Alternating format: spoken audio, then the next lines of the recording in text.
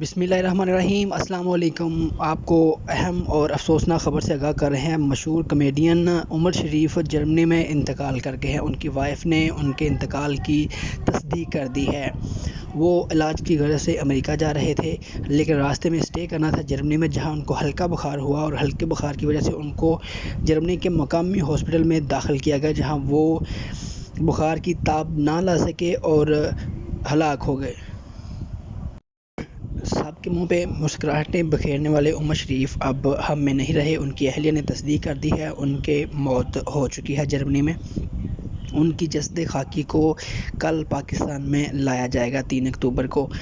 اللہ پاک ان کو جنت الفردوس میں اعلیٰ مقام عطا فرمائے۔ اللہ تعالیٰ ان کے گناہ بخش دے۔